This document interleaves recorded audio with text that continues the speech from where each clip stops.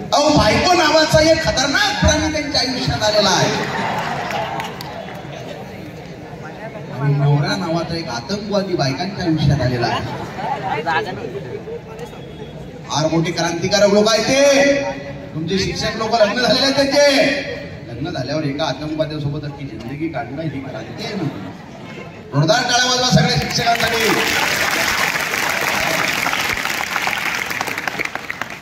पण हे जे सगळे शिक्षक आहेत या शिक्षकांनी माझ्यासारख्या कवीला तुमच्या समोर का उभं केलं माहिती आहे? कारण त्यांना माहिती आहे की आपल्या विद्यार्थ्यांमध्ये प्रबोधन परिवर्तन झालं पाहिजे. उद्याच्या येणाऱ्या भविष्य काळासाठी आपले विद्यार्थी तयार झाले पाहिजेत. आज आपल्याला कळत नाही आपण विद्यार्थी दशेत असताना की आपले शिक्षक आपल्यासाठी काय करतात. हसवत हसवत क्षणात थोडे रडवत होते शिक्षक, शब्दांनी नाही कळले तर बडवत होते शिक्षक. हसवत हसवत क्षणात थोडे. तुम्हाला आता मारण्याची पद्धत बंद झालेली आहे. तुम्हाला शिक्षा करतात का शिक्षक लोक? आम्हाला मारण्याची पद्धत होती. मग मी माझ्या शिक्षकांसाठी लिहिलं, हसवत हसवत क्षणात थोडे रडवत होते शिक्षक, शब्दांनी नाही कळले तर बडवत होते शिक्षक. राग यायचा तेव्हा जेव्हा लहान होता मेंदू, राग यायचा तेव्हा जेव्हा लहान होता मेंदू. आता कळले हिऱ्यास नकळत घडवत होते शिक्षक. आता कळले हिऱ्यास नकळत घडवत होते शिक्षक.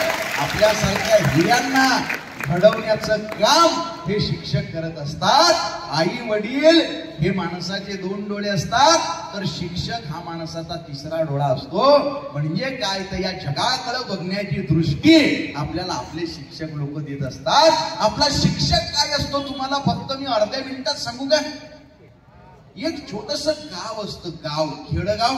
त्या खेड्यागावामध्ये एका शाळेमध्ये सगळी शेतकऱ्याची पोरं शिकत असतात.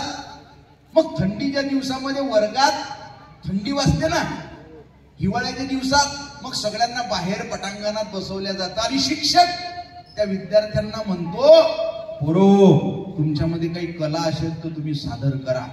मग कोणीच पुढे येत नाही. परत म्हणतो, पोरो तुमच्यात काही कला असेल तर सादर करा. कोणीच पुढे येत नाही. पण काही पोरं शेवले बावले काय करतात, एका पोराला चिमटा घेतात. ओ गुरुजी, ह्यो पोरगा म्हणेलाय बळबळ करतो म्हणे शाळेत, याला पुढे बोलवा. येरे इकडे. त्याला पुढे बोलावतात. तो लटलट कापायला लागतो. त्याच्या खांद्यावर हा शिक्षक हात ठेवतो आणि म्हणतो, घाबरतोय काय म्हणे, आपलेच सगळे मित्र आहेत, आपलीच शाळा आहे, घाबरू नको. काय म्हणायचंय तुले? पोरं म्हटले, सर गाणं चांगलं म्हणतो म्हणे तो. असं मन म्हणे गाणं. ते बिचारा लटलट कापायला लागतं. त्याच्या खांद्याला हात ठेवतो शिक्षक. म्हटलो काळजी करू नको. अरे मी ज्या वेळेस म्हणे उभा राहिलो होतो पहिल्यांदा शिकवायला, त्यावेळेस माझे सुद्धा पाय लटलट कापत होते. म्हण तू काही काळजी करू नको. आणि शिक्षक त्याच्या खांद्यावर हात ठेवतो. ते पोरग मोटिवेट होतं. एका शेतकऱ्याचं पोरग असतं ते. आणि मग ते पाठ केलेलं छोटस गाणं म्हणतंय, सांगतोय बाळ्या मी शिकतोय शाळा, बाळ्या हवलताच करतोय चाळा, शाळा सोडून सिनेमा पाहून, शाळा सोडून सिनेमा पाहून लागतोय डोलायला, अहो लागतोय डोलायला. आई बापाला मुलगा लागला खोट खोट बोलायला, आई बापाला मुलगा लागला खोट खोट बोलायला. आई बाप जोवर असतात घरी, तोवर मुलगा अभ्यास करी. आई बाप जोवर असतात घरी, तोवर मुलगा अभ्यास करी. आई बाप नसतान मग काय पुसता, आई बाप नसतान मग काय पुसता. धिंगाणा घालायला लागला, धिंगाणा घालायला. आई बापाला मुलगा लागला खोट खोट बोलायला, आई बापाला मुलगा लागला खोट खोट बोलायला. जसं तुम्ही सगळ्यांनी टाळ्या वाजवल्या ना, तसंच त्या खेड्या गावातल्या शाळेतली सगळी पोरं टाळ्या वाजवतात. ही पोरग मोटिवेट होतो. शिक्षक त्याला म्हणतो, बाळा तुला आता प्रत्येक म्हणजे शिक्षणला एकदा गाणं म्हणायला लागेल. मग ते पोरग नवीन नवीन गाणे पाठ करतय, नवीन नवीन कविता पाठ करतय. ते पोरग 7वीला 10वीच्या कवितांना चाली लावतय, 10वीच्या कविता पाठ करतय. निजवते भुक्या पोटी तिले रात म्हणू नाही, आखडला दानासाठी त्याले हात म्हणू नाही. धावा ऐकून आडला त्याले पाय म्हणू नाही, दुधावर आली बुरी तिले साय म्हणू नाही. जिची गेली माया सारी तिले माय म्हणू नाही. इमानाले विसरला त्याले नेक म्हणू नाही, माय बापाले भुलला त्याले लेक म्हणू नाही. माय बापाले भुलला त्याले लेक म्हणू नाही. यहरीतून ये रीती विहिरीतून ये रीती इले मोठ म्हणून ये. केली स्वतःची भरती त्याले पोट म्हणू नाही. वाट वाटच्या दोरीले कोणी साप म्हणून ये, इके पोटच्या पोरीले त्याले बाप म्हणू नाही. निजवते भुक्या पोटी तिले रात म्हणू नाही. प्रत्येक मूल्य शिक्षणला ते पोरग नवीन नवीन गाणं पाठ करायचं, म्हणायचं, कविता पाठ करायचं, म्हणायचं. हळूहळू ते स्वतः बी लिहायला लागलं. त्याच्या तुटक्या मुटक्या शब्दामध्ये कविता लिहायला लागलं. सरांना दाखवायचं, म्हणायचं. पोरं टाळा वाजवायचे. शाळा संपली, कॉलेजला गेलं. ते खेड्या गावातलं शेतकऱ्याचं पोरग कॉलेजमध्ये राज्यस्तरीय नाटक स्पर्धांमध्ये भाग घ्यायला लागलं. काव्य स्पर्धा, वक्तृत्व स्पर्धा त्यानं खूप जिंकल्या. मग त्याला बक्षीस वितरणाला बोलवायला लागले. त्या पोराला उद्घाटनाला बोलवायला लागले. त्याच्या कविता एवढ्या व्हायरल झाल्या, ते पोरग हळूहळू हळूहळू महाराष्ट्रभर व्हायरल झालं. त्या कविता त्या पोराच्या एवढ्या व्हायरल झाल्या, समाजामध्ये परिवर्तन प्रबोधन करायला लागल्या की त्या पोराला, खेड्या गावातल्या शेतकऱ्याच्या पोराला एक दिवस मग मुंबईमध्ये कल्याण जवळ शहापूरच्या या शाळेमध्ये विद्यार्थ्यांच्या समोर बोलावल्या गेलं. तो विद्यार्थी तुम्हाला कळलेलंच असेल कोण आहे तर. तो विद्यार्थी दुसरा कोणीच नाही, तो विद्यार्थी मीच आहे. माझं नाव आहे अनंत विठ्ठल राऊत. आणि माझ्या त्या शिक्षकांनी माझ्या खांद्यावर हात ठेवला होता ना, त्या शिक्षकांचं नाव आहे प्रशांत देशमुख सर. काय नाव आहे? प्रशांत देशमुख सर. महाराष्ट्रभर मी सगळ्या न्यूज चॅनलला मुलाखती देत असताना सुद्धा माझ्या शिक्षकाचं नाव घ्यायला विसरत नाही. ही ताकद असते आपल्या शिक्षकांची. आपल्या खांद्यावर त्यांनी हात ठेवला ना, त्यामुळे आपण आयुष्यात खूप पुढे जाऊ शकतो. त्यामुळं माझ्या सगळ्या विद्यार्थी मित्र मैत्रिणींनो एवढं लक्षात ठेवा, आई वडील सगळ्यात मोठे आणि त्याच्यानंतर जर आपल्यासाठी सगळ्यात जवळचं कोण असेल तर आपले शिक्षक. आई वडील मोठे का, मग देवापेक्षा मोठे का? मला असं वाटतं. एका कार्यक्रमात तर सर मी असंच म्हणत असतो, देव पाहिला का कोण? देव दिसला का? देव दगडात नाही, देव मस्जिद मध्ये नाही, देव चर्च मध्ये नाही, देव विहारात नाही. एक पोरग उभं राहिलं, ओ सर मी देव पाहिला म्हणे. देव मला घाम फुटला म्हणे. अबे म्हटलं देव पाहिला का? हो म्हणे देव पाहिला. माझी 7 गेले आणि 5च राहिले. म्हटलं संत लोक एवढे येऊन गेले, त्यांना देव दिसला नाही. ये म्हटलं बा तू पुढे. त्याला पुढे बोलावलं, त्याच्या कानात विचारलं, अबे देव पाहिला का? देव बहिरे झाले का म्हणे? खरंच बघितला म्हणे देव. सांग म्हटलं बा कुठं बघितला, कसा दिसते तुझा देव, कुठं बघितला, कधी भेटला? ते पोरग म्हणे, अहो सर तो देवळातला मशिदीतला तो देव नाही हो, माझ्या घरी माझे आई वडील आहेत ना, तेच माझे देव आहे. त्याच्या पलीकडे माझ्यासाठी देव नाही. त्यामुळं बचपन से जिस खुदा को ढूंढता रहा आखिर वो मिला क्यों नहीं. मित्रांनो, मी खूप पुस्तकं वाचले, चिंतन केलं, मनन केलं. मला काही देव कुठं सापडला नहीं बचपन से जिस खुदा को ढूंढता रहा आखिर वो मिला क्यों नहीं, ये सवाल आज तक खटक रहा है। एक दिन उसी मंदिर से आवाज आई, अबे माँ तो तेरी घर पर है, तू यहाँ कहाँ भटक रहा है, माँ तो तेरी घर पर है, तू यहाँ कहाँ भटक रहा है। आई वडिलांच्या पलीकडे आपला देव नाही। मग या मायबापांवर मी एक छोटीशी कविता केली। मी खेड्या गावातला पोरगा आहे बरं का विद्यार्थी मित्रांनो। दुसऱ्याच्या शेतात काम करून माझ्या आईनं मला शिकवलेलं आहे। दुसऱ्यांनी फेकून दिलेली कपडे ते आम्ही घालून मोठं झालेलो आहे। दुसऱ्यांची पुस्तकं जुन्या वह्या त्या फाडून त्याच्या नव्या वह्या बनवून आम्ही शिक्षण घेतलेलं आहे। पण असा शेतकऱ्याचा पोरगा आज मोठमोठ्या कॉन्फरन्स मध्ये मोठमोठ्या ठिकाणी व्याख्यान करतो। त्याच्या व्याख्यानाला अफाट गर्दी होते, हजारोच्या संख्येनं लोक येतात आणि क्लास 1 क्लास 2 पोस्टची लोक त्याचा ऑटोग्राफ घेतात।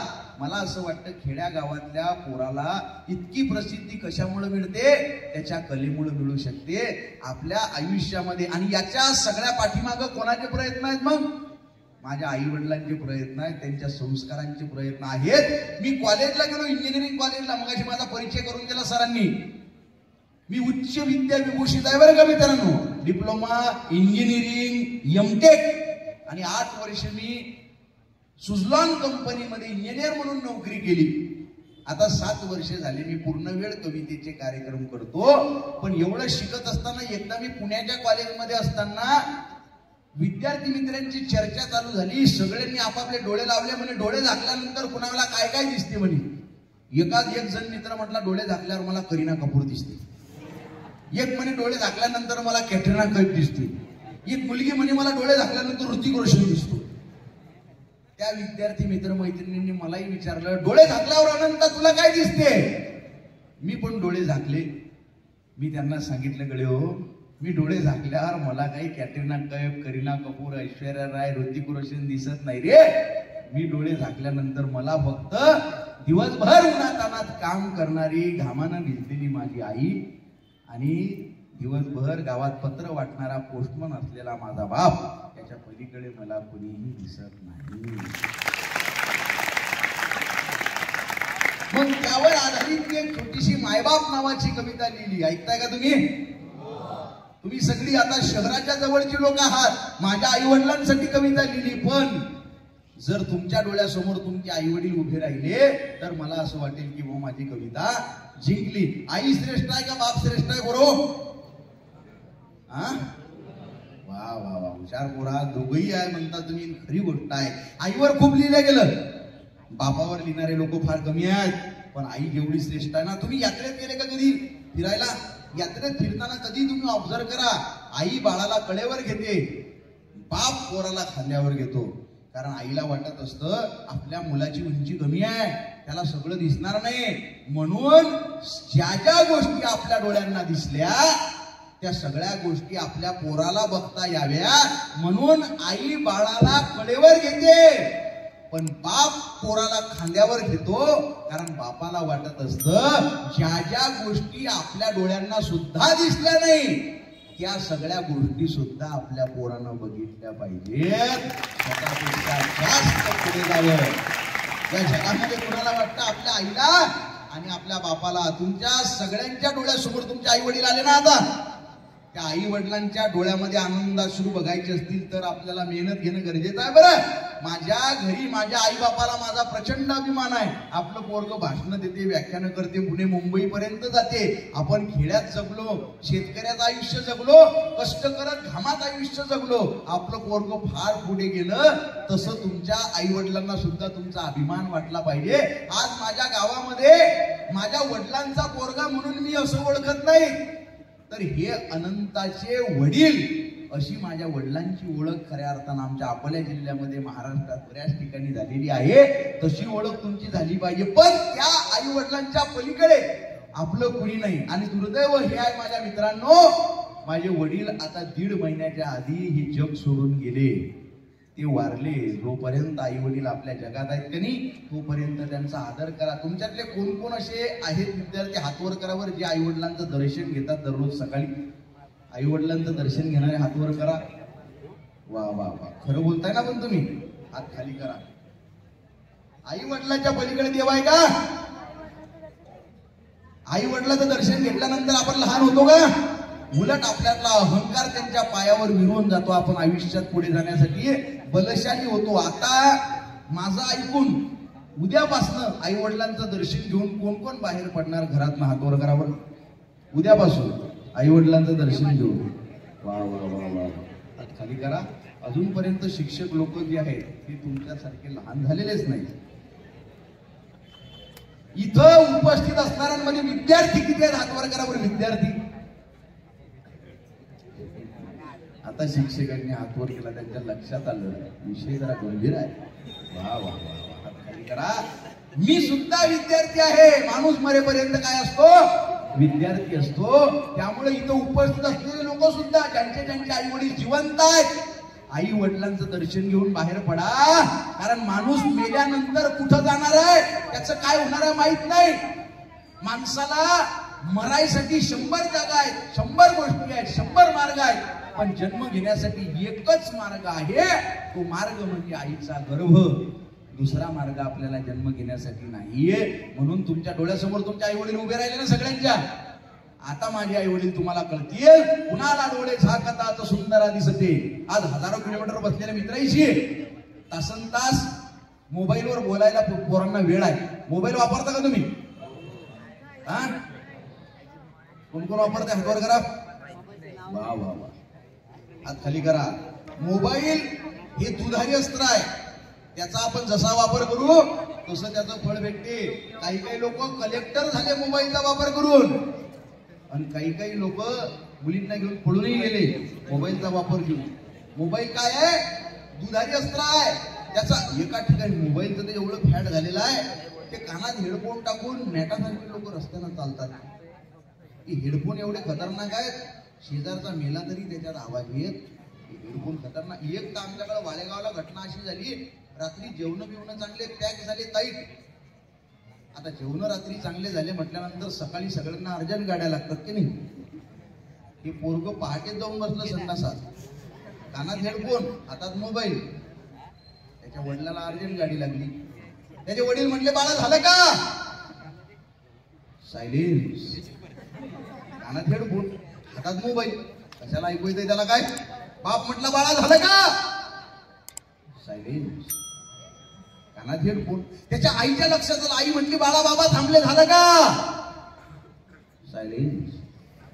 कानात हेडफोन. त्याची बहीण फार हुशार. त्याच्या बहिणीच्या लक्षात आलं, ती त्याच्याच वयाची. त्याच्या बहिणीच्या लक्षात आलं प्रकार काय चालू आहे. तिनं तिचा स्वतःचा मोबाईल काढला, व्हॉट्सअप उघडलं आणि व्हॉट्सअपवरनं दादाला मेसेज केला, अरे दादा झालं असेल तर पटकन बाहेर ये, नाही तर बाबा इथंच बसते. मग हे पोरग बाहेर आलं. बाबाला म्हटलं, जा तुम्ही आता आतमध्ये. मरता मरता वाचलं ते पोरग. बाप सुद्धा घाईत होता म्हणून पोरग वाचलं. त्या मोबाईलवर हजारो किलोमीटर बसलेल्या मित्रांशी तासन तास गप्पा करायला आजच्या पोरांना वेळ आहे, पण घरी बसलेल्या आई वडिलांची तब्येत विचारायला तिथे वेळ नाही. लक्षात ठेवा विद्यार्थी मित्रांनो, तुम्ही आजारी असताना तुमचा मित्र गुड बाय टेक केअर काळजी घे म्हणून मेसेज टाकून झोपी जाईल, पण तुमच्यासाठी दुधाचा ग्लास आणि पार्लेचा बिस्कुट पुडा घेऊन येते ना, ती फक्त तुमची आई असते रे. आणि अर्ध्या रात्री तुमच्या गळ्याला हात लावून नकळत बघताना तुमचा बाप बसतो, फक्त तुमचा बाप.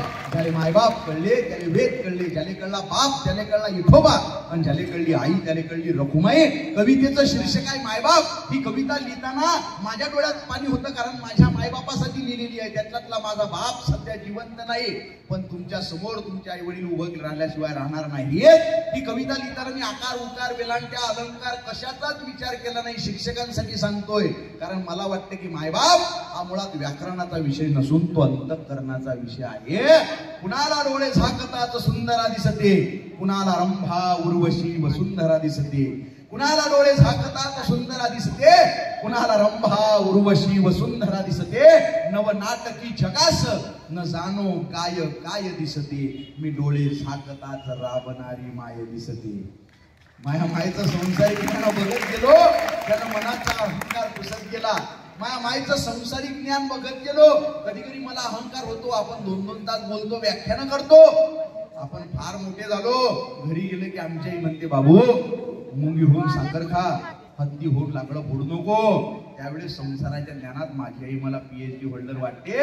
माझ्या माईचं संसारिक ज्ञान बघत गेलो, त्यानं मनाचा अहंकार पुसत गेला आणि सतत चालणाऱ्या बापाच्या पायाच्या भेगाईत मला यशाचा मार्ग दिसत गेला. अरे गदगदून हसताना मटकन डोळे वले करणारी माय, गदगदून हसताना चटकन डोळे वले करणारी माय, दुखाचे डोंगर पेलताना सुखाचा झरा तिनच निर्माण करावा आणि आखूड पॅन्ट स्लीपर चप्पल घालून जग जिंकल्याचा अभिमान मा बापानच बाळगावा. अरे दुःखातून सुखाचे क्षण पाखडायले, दुःखातून सुखाचे क्षण पाखडायले आणि गवसलेल्या क्षणात अख्ख जीवन जगायले मले मा मायनं शिकवलं. पाखडणे माहिती आहे का तुम्हाला? पाखडणे धान्य पाखडत माहिती आहे का तुम्हाला? सूप माहिती आहे का? सूप कोणतं सूप माहिती आहे तुम्हाला? चायनीज सूप नाही, veg Manchow soup, chicken Manchow soup ते नाही, धान्य पाकडायचं सूप माहिती आहे ना? दुःखातून सुखाचे क्षण पाकडायले आणि गवसलेल्या क्षणात अख्खं जीवन जगायले मले मा मायनं शिकवलं. आणि 40 रुपयाचं फाटकं बनेन घालून करोडो रुपयाची इज्जत कशी कमवाव हे मले मा बापानं शिकवलं. 40 रुपयाचं फाटकं बनेन घालून करोडो रुपयाची इज्जत कशी कमवाव हे मले मा बापानं शिकवलं.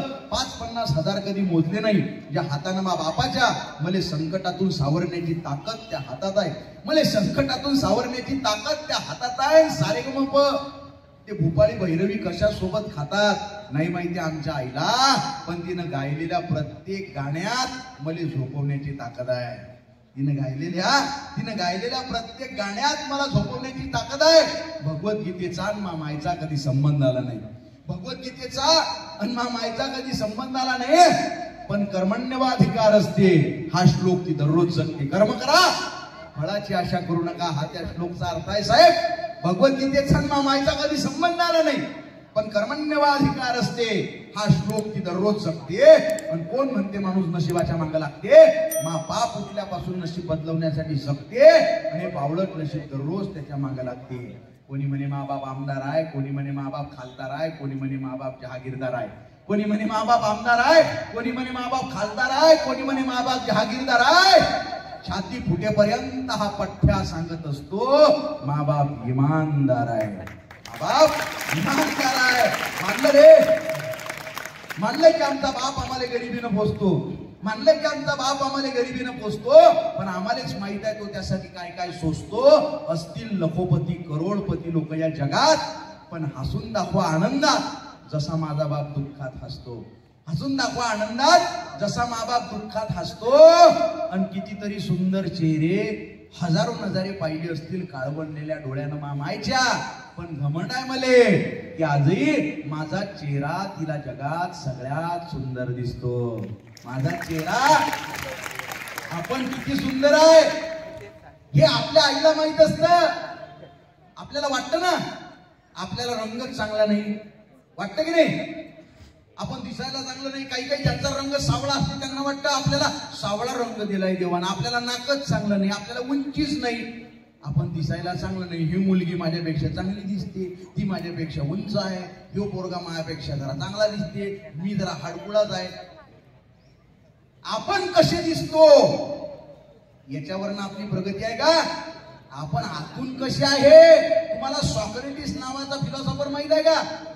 जगातल्या मोठ्या मोठ्या फिलॉसॉफर मधला एक सॉक्रेटिस सुकरात दिसायला चांगला नव्हता. चाणक्य माहित आहे का तुम्हाला?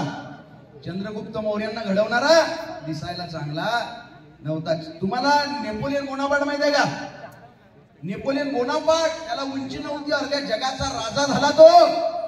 APJ अब्दुल कलाम माहित आहेत का? त्यांची हेअरस्टाईल बघितली का? एका न्यूज रिपोर्टरने विचारलं तुम्ही अशी हेअरस्टाईल ठेवता म्हणजे तुमच्याकडं कंगवा नाही का?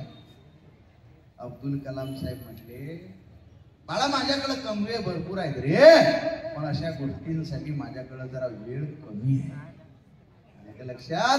त्यामुळे आपण किती पुढे जाऊ हे कशावर ठरतं? आपण दिसतो कसे, त्याच्यापेक्षा आपण आतून आहे कसे. एक छोटस गाव असतं, खेडगाव, त्याच्यामध्ये गॅसचे फुगे विकणारा एक फुगेवाला असतो. तुम्ही गॅसचे फुगे बघितले सगळ्यांनी? गॅसचे फुगे गॅस भरून आकाशात सोडतात, एक फुगेवाला फुगे विकत असतो, एक काळा सावळा दिसणारा, कुरूप दिसणारा, एक खेड्यातला पोरगा, ते सगळं बघत असतो, एकटाच असतो, त्याच्यासोबत कोणी खेळत नसतं. ते पोरग त्या फुगेवाल्याकडे जातं, म्हणते काका तुमच्याकडे तो पांढऱ्या रंगाचा फुगा होता म्हणे, तुम्ही आकाशात सोडला, फार वर गेला. तुमच्याकडे तो पिवळ्या रंगाचा फुगा होता, तुम्ही आकाशात सोडला, फार वर गेला. तुमच्याकडचा लाल रंगाचा फुगा होता, तुम्ही आकाशात सोडला, फार वर गेला. पण तुमच्याकडे तो काळ्या रंगाचा फुगा आहे, तो तुम्ही आकाशात सोडला नाही. तो जर तुम्ही आकाशात सोडला तर तेवढ्याच वर जाईल का? त्या फुगेवाल्याच्या लक्षात आलं, याचा रंग सावळा आहे, याचा रंग काळा आहे, म्हणून हा विचारतोय हा फुगा आकाशात तेवढ्या वर जाईल का? त्यानं त्याला जवळ घेतलं, त्या काळ्या सावळ्या पोराच्या डोक्यावरून हात फिरवला आणि त्याला जगातलं फार मोठं वाक्य सांगितलं. त्याला म्हटलं, बाळा अरे हा फुगा आकाशात किती वर जाईल हे त्याच्या रंगावरून ठरत नाही रे, त्याच्या आतमध्ये मी काय भरलेलं आहे ना याच्यावरून ठरतं. त्यामुळे आपण कसे दिसतो, कसे आहे, याच्यापेक्षा आपल्या आतमध्ये काय भरलेलं आहे याच्यावरून आपली प्रगती आहे. आणि शेवटचं सांगतो, त्या प्रगतीसाठी मोटिवेशन फार गरजेचं आहे. आज तुमच्या या वयामध्ये तुम्हाला जर मोटिवेशन भेटलं ना, आणि सगळ्या शिक्षक लोकांना फक्त एक मुद्दा मी सांगतो, तुमचा कोणता शब्द कुणाला किती प्रभावित करेल सांगता येत नाही. माझ्या खांद्यावर त्या शिक्षकांना हात ठेवला, माझे शिक्षक मला म्हणतायत, अनंत आम्हाला वाटलं नव्हतं म्हणे तू एवढा पुढे जाशील. मी म्हणे काहीच केलं नाही तुझ्यासाठी, तू सगळीकडे माझं नाव घेतोस, कोणता शब्द काय करेल. तुम्हाला एडिसन माहिती आहे का? एडिसन, थॉमस अल्वा एडिसन माहिती आहे का? कोणाकोणा माहिती आहे थॉमस अल्वा एडिसन? हातवर करा बरं. वा वा वा, काय केलं त्यांनी? कशाचा शोध लावला? हा, कशाचा? बल्ब, टंगस्टन धातू पासून. माहिती आहे तुम्हाला? तो लहानपणी हुशार नव्हता, शाळेत हुशार होता का तो लहानपणी? त्याला शाळेतनं काढून टाकलं होतं. त्या शाळेच्या हेडमास्टरने एक पत्र लिहिलं की तुमचा मुलगा थॉमस अल्वा एडिसन मेंटली हँडिकॅप्ट आहे, बुद्धीनं अपंग आहे, आमच्या शाळेत त्याची शिकायची लायकी नाही. ही किती आहेत आता? आता आता आता सगळ्याचं लक्ष आहे का इकडे? आता किती आहेत? बैठे बैठे, आता जोरात, आता आता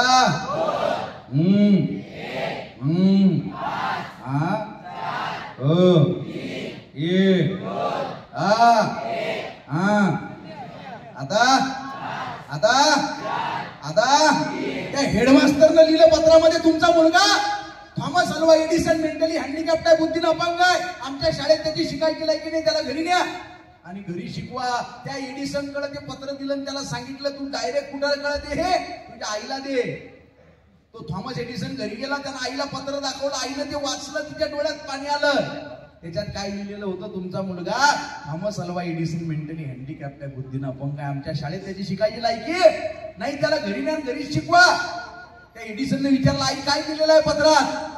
काय सांगणार त्याची आई? पण आई काय असते, मोटिवेशनचे प्रत्येक शिक्षकाचे कुणाचे शब्द काय असू शकतात. आई त्याला म्हटली, काही नाही बाळा, त्या पत्रामध्ये लिहिलेलं आहे तुमचा मुलगा थॉमस अल्वा एडिसन अत्यंत बुद्धिमान आहे, अत्यंत चाणाक्ष आहे, पण आमच्या शाळेत त्याला शिकवण्याच्या लायकीचे शिक्षक नाही, आमची शाळाच त्याच्या लायकीची नाही, म्हणून तुम्ही त्याला घरी घेऊन जा आणि त्याला घरी शिकवा. एडिसनला वाईट वाटलं, आपली शाळा सुटणार, पण दुसरा त्याला आनंद झाला की आपण बुद्धिमान आहे. आपली आई सांगते ना आपण बुद्धिमान आहे म्हणजे आपण बुद्धिमान आहे. तो फार मनापासून अभ्यास करायला लागला, त्याचे वेगवेगळे शोध अख्ख्या जगाला कळले आणि 300-400 वर्षातला सगळ्यात बुद्धिमान सायंटिस्ट म्हणून त्या माणसाला जग ओळखायला लागला. आज एखाद्या अंधाऱ्या खोलीत जर लाईट येत असेल, प्रकाश, कुणामुळे?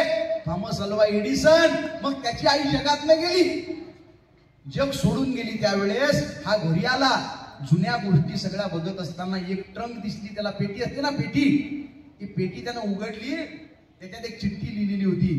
ती चिठ्ठी त्याला सापडली, त्यानं बघितली. कोणती चिठ्ठी होती? त्या हेडमास्टरनं द्यायला सांगितली होती आईला. ती चिठ्ठी त्यानं काढली आणि वाचली. रे गळा डोळ्यातनं पाणी आलं. त्याच्या चिठ्ठीत लिहिलेलं होतं, तुमचा मुलगा थॉमस अल्वा एडिसन मेंटली हँडिकॅप्ट आहे, बुद्धीनं अपंग आहे, आमच्या शाळेत त्याची शिकायची लायकी नाही, त्याला घरी न्या आणि तुम्ही घरी शिकवा. ज्यावेळेस ती चिठ्ठी वाचली डोळ्यात पाणी आलं. एवढा मोठा सायंटिस्ट रडला. त्यानं त्याच्या पर्सनल डायरीमध्ये लिहून ठेवलं, अरे हा थॉमस अल्वा एडिसन मेंटली हँडिकॅप्ट होता, बुद्धीनं अपंगच होता, पण त्याच्या महान आईनं त्याला या जगातला महान शास्त्रज्ञ बनवून ठेवलं. ही ताकद आहे मोटिवेशनच्या 4 शब्दांची. त्यामुळं सगळ्या वा वा वा शिक्षकांना विनंती आहे, तुम्ही मोटिवेट केलं पाहिजे. त्यामुळं कितीतरी सुंदर चेहरे हजारो नजरे पाहिले असतील काळवणलेल्या डोळ्यानं मामायच्या, पण घमंड आहे मले की आजही माझा चेहरा तिला जगात सगळ्यात सुंदर दिसतो. अरे मातीचं घर, मातीचं अंगण, मातीची चूल, अख्खं आयुष्य मामाईनं मातीतच घालवलं. मातीचं घर, मातीचं अंगण, मातीची चूल, अख्खं आयुष्य मामाईनं मातीतच घालवलं. लोक म्हणत असतील बापाले की काय का कमावलं, अरे कमावील कसा, अख्खं आयुष्य मा बापानं माणूस बनण्यातच घालवलं. शेवटी ते नामजप करायले, पूजा अर्चा करायले येळच नाही मामाईले. नामजप करायले, पूजा अर्चा करायले येळच नाही मामाईले. तरी तिच्याच मनात मले खरा ईश्वराप्रती भाव दिसतो. आणि मंदिरात जाणं सोडलं रे लिली, कारण उन्हानं काळवणलेल्या मा बापाच्या पाठीवरच मले संध्याकाळी देव दिसतो. उन्हानं काळवणलेल्या मा बापाच्या पाठीवरच मला संध्याकाळी देव दिसतो. शेवटी याच माय बापाचं नामस्मरण करत मला मरण येऊ दे आणि दमशील देवात हा चमत्कार होऊ दे. शेवटी याच माय बापाचं नामस्मरण करत मला मरण येऊ दे आणि दमशील गड्या देवा हा चमत्कार होऊ दे. तो स्वर्ग, तो मोक्ष तुलाच राहू दे. तो स्वर्ग, तो मोक्ष तुलाच राहू दे. पुन्हा फक्त एकदा याच माय बापाच्या पोटी जन्म घेऊ दे. पुन्हा फक्त एकदा याच माय बापाच्या पोटी जन्म घेऊ दे. पुन्हा फक्त एकदा याच माय बापाच्या पोटी जन्म घेऊ दे. वा वा वा वा. महाराष्ट्रात एवढे कार्यक्रम केले, पण एवढ्या टाळ्या वाजवणारे विद्यार्थी मी आज इथं पहिल्यांदा बघितले. असं नाही, तुम्हाला माहीतच आहे. मला पहिल्यांदा वाटलं होतं की बा पोरं कमी आहेत, मागं खुर्च्या रिकाम्या आहेत, पण आता सगळ्या खुर्च्या भरल्या आहेत. वा वा, सगळ्यांनी मागं बघितलं, याचा अर्थ तुमचा माझ्यावर विश्वास, तुमचा कवडीचा विश्वास माझ्यावर. मी राजकारणी माहिती माणूस आहे का, सामाजिक माणूस आहे, मी कवी आहे, मी बेबीच्या डेटापासून बोलतोय मी तुम्हाला. विश्वासच राहिलेला नाही कुणाच्या कुणावर. हे राजकारण जेवढं खतरनाक झालेलं आहे, सगळ्या शिक्षकांना सांगणं गरजेचं आहे. माझा राजकारणाशी संबंध नाही बरं.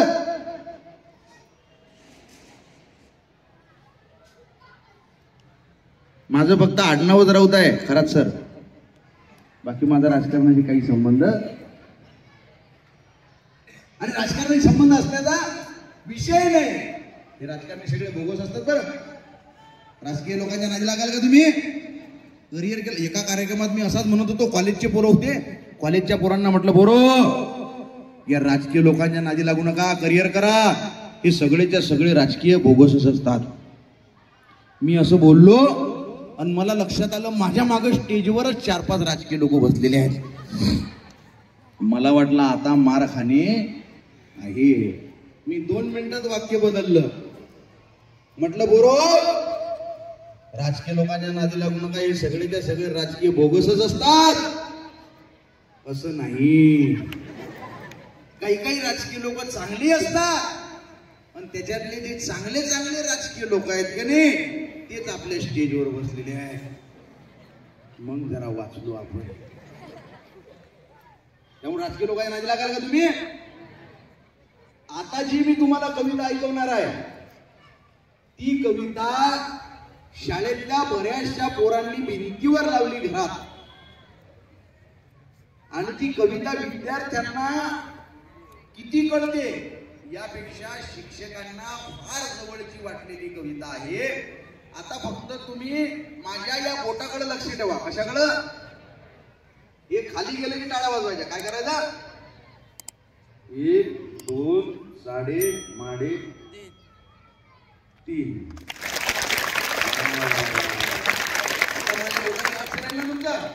एकदा सरळ ताडा बैठे बैठे. वा वा वा. हे किती आहेत? आता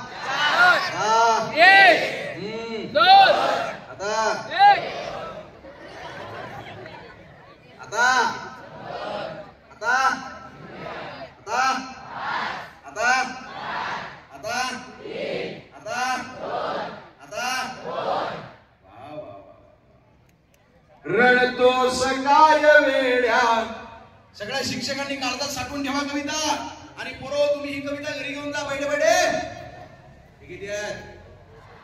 आता दुसरीकडे जर तुम्ही लक्ष दिला, आता लक्षात ठेवा. तिकडे कुठं लक्ष द्या? ते बापरे गॅलरी मध्ये आहेत का? काय नाव आहे तुझं रे बाबू? हा कोण आहे? विद्यार्थी. विद्यार्थीच आहे ना? वर शाळा चालू आहे? काय चालू आहे? शाळा चालू आहे का? ये रे खाली ये रे. गॅलरीचं तिकीट काढलं का त्याला? हा बरोबर. हो का? बरोबर बरोबर बरोबर. वा वा वा. काय नाव तुझं बाळा? काय नाव त्याचं? आयुष. आयुषसाठी जोरदार टाळ्या वाजवा एकदा. कविता चांगल्या चालू आहेत ना? हो हो हो. तिथून तो ऐकतोय आपल्याला. आणि मला सरांनी सांगितलं की हँडिकॅप्ट आहे मुलगा, पण विचार करा तो मला तिथून ऐकतोय, याचा अर्थ उद्याचं भविष्य त्याचं उज्ज्वल आहे. त्याच्यासाठी आपण सगळेजण प्रार्थना करणार आहोत. जोरदार टाळ्या वाजवा. आयुष, तुझं आयुष्य फार यशस्वी होणार आहे आयुष्यात. माझा शब्द लक्षात ठेव. बरोबर आहे का? ही कविता माझ्या मनापासून ऐकशील ना? माझ्या बोटाकडे लक्ष ठेवायचं. 1 2 साडे माडे. रडतो सकाळ वेड्या. साऊंडवाले. हा, लग्न झालं ना तुमचं? राहिलं का? लग्न करावं रे. पोरी भेटत नाही आता आजकाल. लग्नात खतरनाक काम झालेलं आहे मॅडम. अहो पोरीचा काळ आलेला आहे. माझा एक मित्र आहे रमेश, लग्नच नाही त्याचं. 26व्या वर्षी त्याला चांगले स्थळ आले, पण याची नगरी एवढे मला सुंदर पाहिजे, देखणी पाहिजे, अशीच पाहिजे, तशीच पाहिजे. राहिला लग्नाचा. याच्या तोंडावर तुम्ही हागत नाही. आणि याला सुंदर पोरगी पाहिजे. राहिला लग्न. 38 वर्ष वय झालं. किती? डोक्यावर छप्परी उडून गेलं. एसटी मध्ये बिंदास बसतात याच्या शेजारी पोरी. काय तर आपल्या बापाच्या वयाचा आहे. पोरगी पाहायला गेला. पोरीच्या बापानं पसंत केलं, त्या पोरीने पसंत केलं, पण त्या मुलीची आई आली पोहे घेऊन. जसं रमेशला पाहिलं या चक्करून पडली. ते तिला किचन मध्ये दिलं, पाणी टाकले त्या तोंडावर. काय झालं? त्या रमेशला बघून अशी चक्करून का पडली? ते म्हणे अरे काय झालं? अव माय तर माझ्या टाइमाले मले पाहायले आलता. खतरनाक आवाज. बरं लग्न एका कारणाने तुमचे काय? शेवटचं सांगतो तेवढाले. माझा एक मित्र आहे गणेश शांताराम काळे. त्याच्या जिभेला शेंडा नाही. बोबळा बोलतो थोडासा. गणेश शांताराम काळे असं नाव सांगतो तो. पोरगी आता त्याची चुकी आहे का काही? पोरगी पाहायला गेलो, पोरीचा बाप म्हणे काय नाव आहे पोराचं? म्हटलं 1 मिनिट. गणेश शांताराम काळे नाव आहे पोराचं. बरोबर बरोबर. पोरगा काही शिकलेला विकलेला आहे का नाही? माझ्या आधी हेच बोंबललं. डीएच झालंय माझं. शिक्षक आहे मी, शिक्षक. हा बोबळा आहे. असा पोरगा नको आमच्या पोरीला. राहिला लग्नाचा. हे लॉकडाऊन संपलं का नाही? मला म्हटलं अनंत भाऊ एखादं स्थळ माझ्यासाठी पहा, मला लग्नाची लय गरज आहे. म्हटलं नाही का तू बोबळायस आणि पाहुण्या रावण्यांमध्ये मध्येच पचकत नाही. म्हणे अनंत भाऊ मी आता एक शब्द बोलणार नाही, तुम्हीच माझं इंट्रोडक्शन करून द्या. म्हटलं जर बाबू बोलला तर तुला हाणत हाणत घरी आणीन. नाही म्हणे मी एक शब्द बोलणार नाही. गेलो बाबू पोरगी पाहायला. साहेब आपण समाजसेवेचे काम करत असतो. पोरगी पाहायला गेलो. पोरीचा बाप म्हणे काय नाव आहे पोराचं? म्हटलं 1 मिनिट. गणेश शांताराम काळे नाव आहे पोराचं. बरं बरं बरं. पोरगा काही शिकलेला विकलेला आहे का नाही? आणि डीएड झालंय पोराचं. शिक्षक आहे पोरगा. वाह वाह वाह वाह वाह. पसंत आहे म्हणे आम्हाला. त्यांना बाण बोलगा आहे. त्याला काय माहिती आहे बोबळा आहे. पसंत आहे म्हणे आम्हाला. पसंती झाली. मला वाटलं जमलं समाजसेवेचं आपण एक काम. नाही नाही, नवरी मुलगी आली चहा घेऊन. चहा होता गरम. मला दिला आणि त्यालाही दिला. मी आपला हळूहळू घेतला. मला सवय आहे. हे जसं काही 10 दिवस जेलमध्ये होतो शिक्षक साहेब. हे जसं काही आजच सुटलं असा झुरकन झुरका मारला यानं. होता गरम, याला लागला चटका. हा म्हटला म्हटलं काय झालं? काय लेका म्हणलं का हे आता लग्न होणे नाही. काय झालं मग कशाला आता खंडोबाच्या नावानं चांगलं. मला वाटलं विषय संपला, पण संपला नाही. ती नवरी मुलगी पुढे आली, तिनं डोक्यावरचा पदर वर घेतला, म्हणे असू द्या दलम तर दलम. काय होते त्याले फुतून फुतून पिऊन दादा.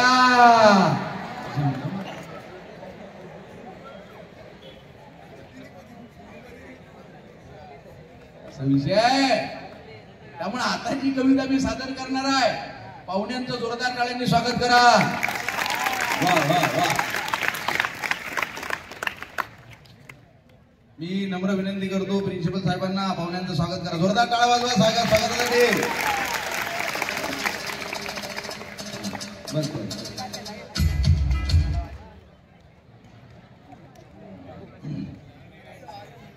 पाहुणवाले झालं मग.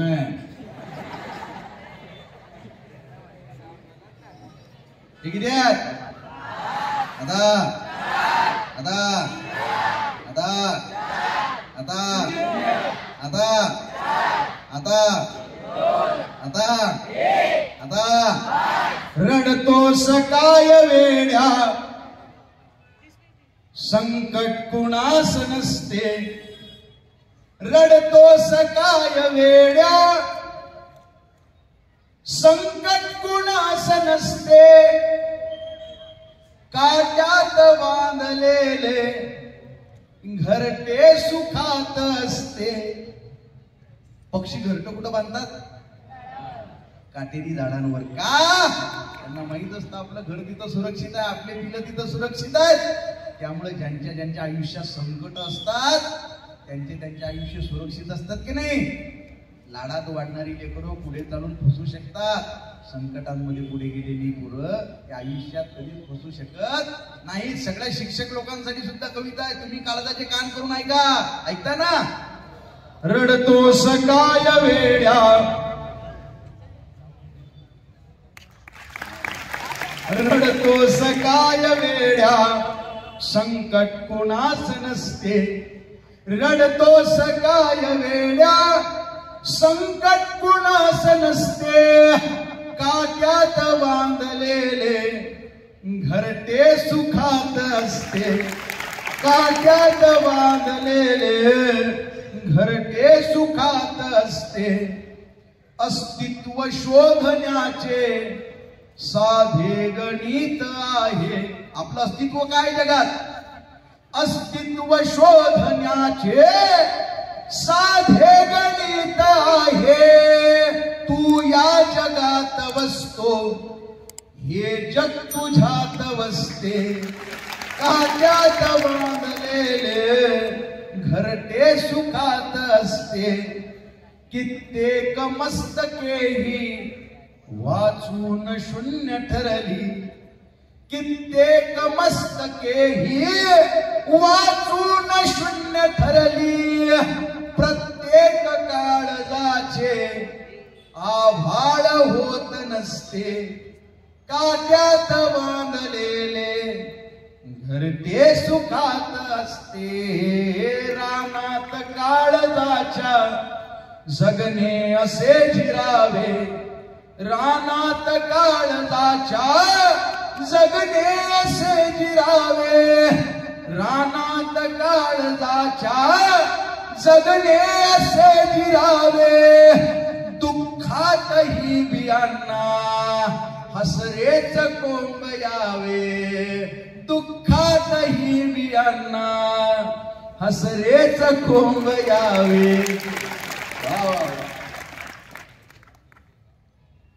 आहे तहा नजर का ही विश्व जिंकण्याची. आहे तहा नजर का ही विश्व जिंकण्याची. दररोज संकटांना ताटात कुस्करावे. दुःखात ही बियांना हसरेच कोंब यावे, रानात काळजाच्या जगणे असे जिरावे, रानात काळजाच्या जगणे असे जिरावे, दुःखात ही बियांना हसरेच कोंब यावे, म्हातारपण नव्हे ते भंडार पुस्तकांचे, म्हातारपण नव्हे ते. कोणाकोणाच्या घरात आई वडील आहेत आणि आजी आजोबा कोणाकोणाच्या घरात आहेत? वा वा वा वा वा, हात खाली करा. आपल्या घरात म्हातारा माणूस असणे म्हणजे जिवंत चालतो बोलतो पुस्तक असतं. त्यांच्या चेहऱ्यावरच्या सुरकुत्यांमध्ये एक एक कादंबरी दटलेली असते. म्हातारपण नव्हे ते भंडार पुस्तकांचे, प्रत्येक सुरकुत्यांना वाचून रोज घ्यावे, दुःखात ही बियांना हसरेच कोंब यावे. जर राग फार आहे डोळ्यात आग आहे, जर राग फार आहे डोळ्यात आग आहे, जर राग फार आहे डोळ्यात आग आहे. राग येतो तुम्हाला? जर राग फार आहे डोळ्यात आग आहे, तर दुःख शोषितांचे घेऊन व्यक्त व्हावे, दुःखात ही बियांना हसरेच कोंब यावे. जर वाटते निघावी गाथा तुझ्या यशाची, जर वाटते निघावी गाथा तुझ्या यशाची, जर वाटते निघावी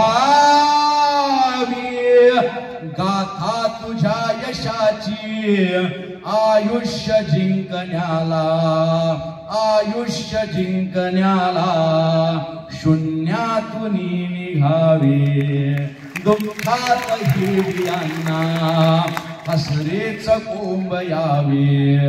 मिळतील लाख येथे अमिताभ या जगाला. कित्येक खेड्यात अमिताभ बच्चन, सचिन तेंडुलकर, लता मंगेशकर सारखी लोक आहेत, परंतु परिस्थितीमुळे ते समोर येऊ शकत नाही. तुमच्यामध्ये सुद्धा सगळे कलाकार लोक बरेचसे असतील. तुम्ही तुमच्या कला ओळखल्या पाहिजेत आणि शिक्षकांनी सुद्धा त्यांच्या कलेवर लक्ष दिलं पाहिजे. मिळतील लाख येथे अमिताभ या जगाला, गरिबीतल्या हिऱ्यांना उचलूनही बघावे, दुःखात ही बियांना हसरेच कोंब यावे.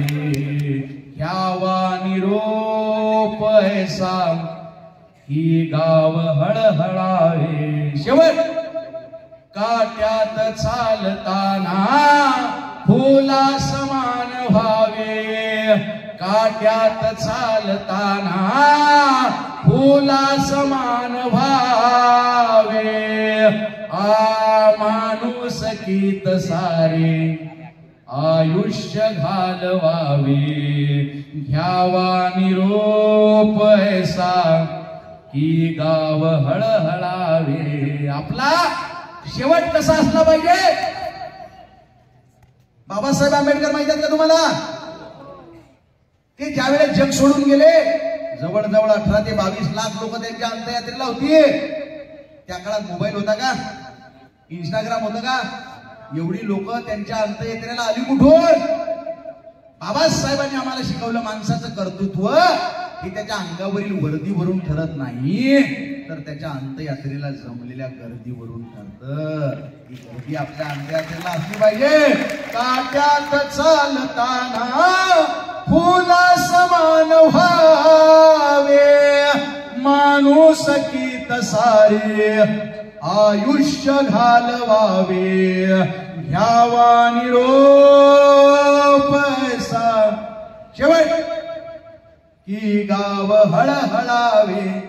घ्यावा निरोप ऐसा की गाव हळहळावे. सोहळ्याच्या सरनावरी चढावे, दुःखातही बियांना हसरेच कोंब यावे, रानात काळजाच्या जगणे असे जिरावे, रानात काळजाच्या जगणे असे जिरावे, दुःखातही बियांना हसरेच कोंब यावे, ला ला ला ला ला ला